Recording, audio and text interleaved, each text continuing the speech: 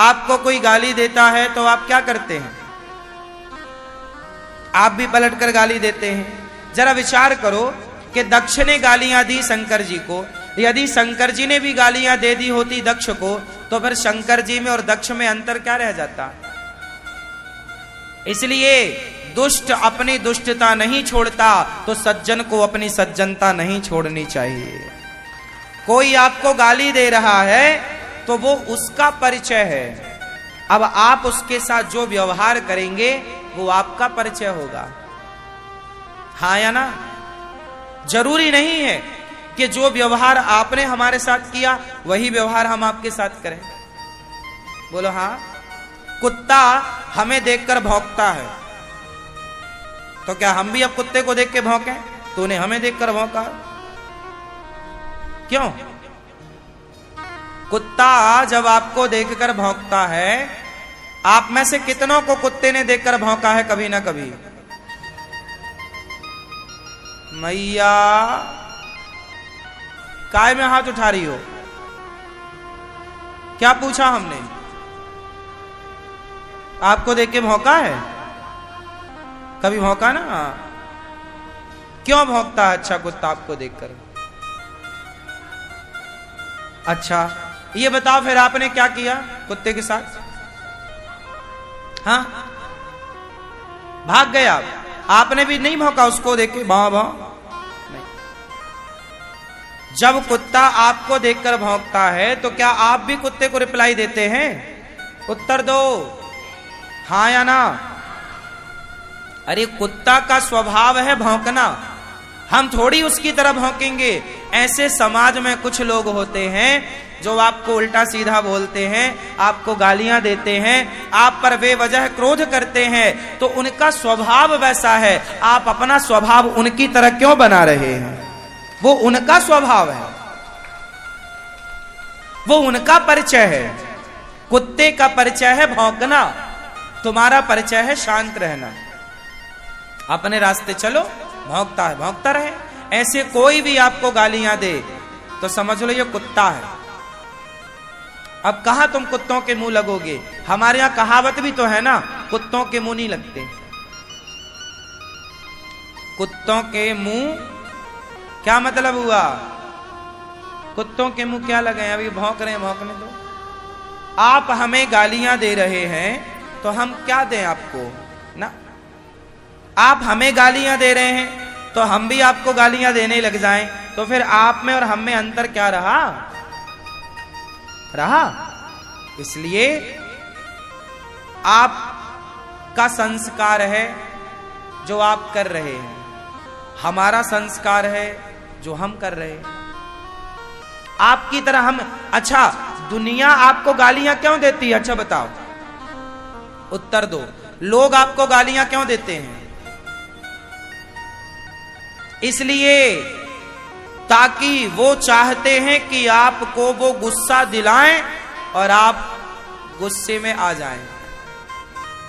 सामने वाला आपको गुस्सा दिलाना चाहता, उकसा रहा है। क्या कर रहा है वो? आपको उकसा रहा है, आपके अंदर के शैतान को जगा रहा है।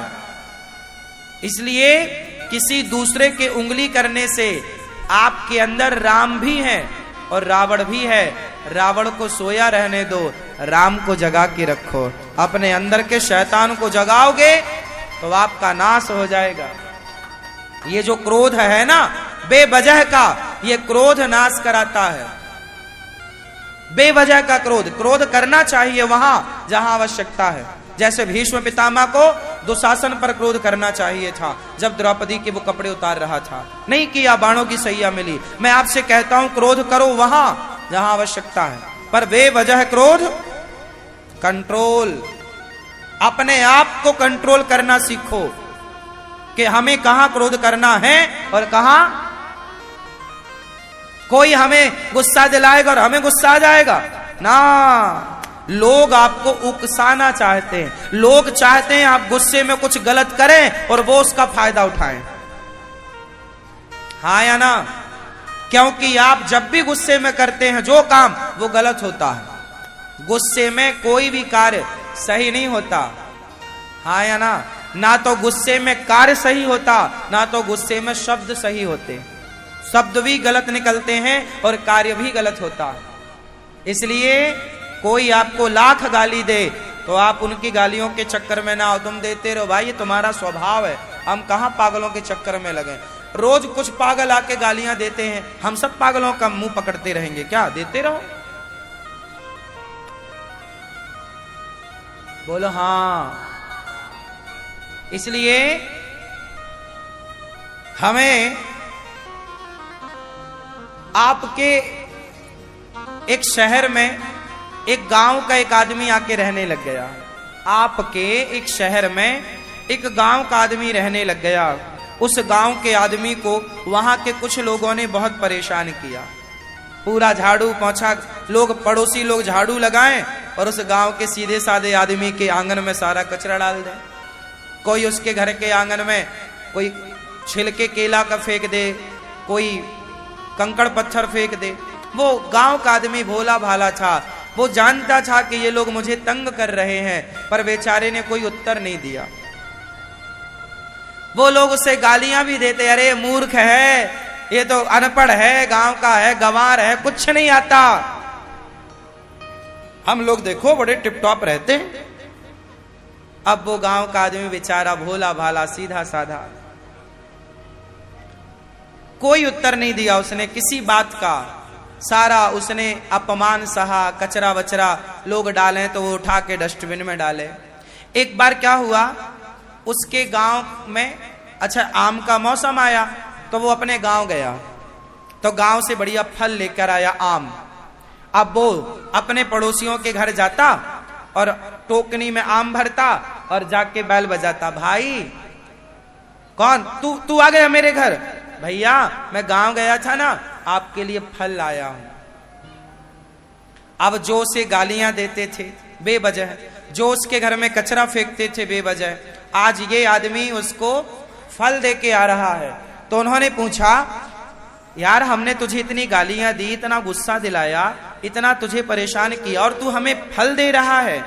तो उस गांव के भोले भाले आदमी ने आज पहली बार बोला, भाई आपके पास गालियां थी तो आपने मुझे गालियां दी, मेरे पास फल है तो मैं आपको फल दे रहा हूं। जिसके पास जो होता है वही तो देता है।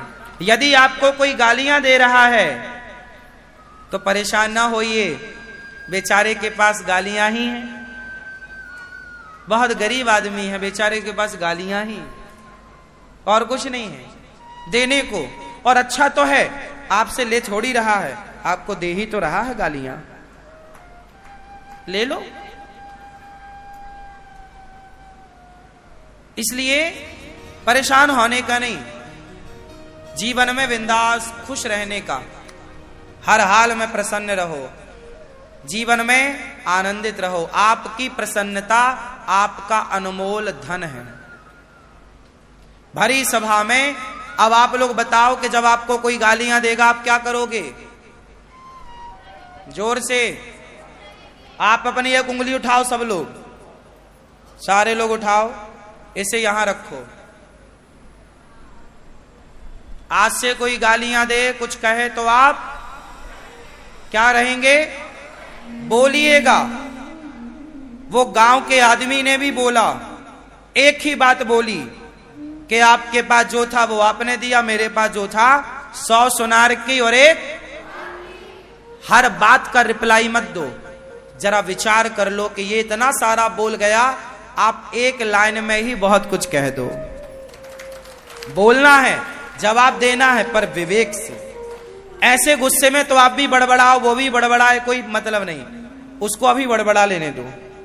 जब उसका दिमाग ठंडा हो जाए, एक लाइन में आप अपनी बात कह देना, तरीके वाली। सोच लो क्या जवाब देना है।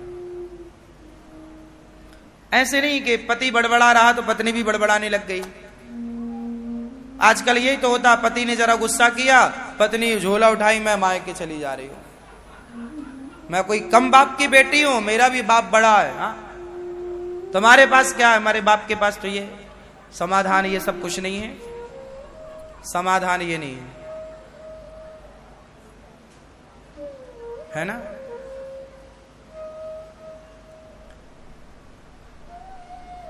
क्रोध आग से, अच्छा आग को बुझाना हो तो आग से आग को बुझाएंगे या आग को पानी से बुझाएंगे?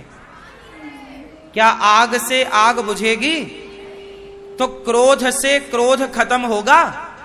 पत्नी ने क्रोध किया और पति ने भी क्रोध किया, पति ने क्रोध किया पत्नी ने भी, अरे भाई साहब, बेटे ने क्रोध किया तो बाप ने भी। क्रोध से क्रोध कभी समाप्त नहीं होता। यदि सामने वाला क्रोध में है तो आप शीतल बन जाओ, शीतल जल लेकर खड़े हो जाओ, शांत रह लो। एक के हाथ में आग है तो दूसरे के हाथ में पानी होना चाहिए, वरना तुम्हारा घर तुम्हारी गृहस्थी जलकर खाक हो जाएगी। यदि जरूरत से ज्यादा तुमने क्रोध विरोध दिखाया तो कितनों का नाश हो गया साहब इस क्रोध के चक्कर में, हाँ या ना? गुस्सा के कारण बात कुछ नहीं थी, जरा जरा बातों में तुम्हें गुस्सा आया और इसी गुस्से के चक्कर में तुमने बहुत गलत निर्णय लिए और सारा जीवन खराब हो गया बहुत लोगों का। क्या क्या कहानियां बताएं आपको हम। जरा सा गुस्सा आया पिता पर, एक बेटे ने पिता के सिर पे प्रहार किया, बेचारा मर गया।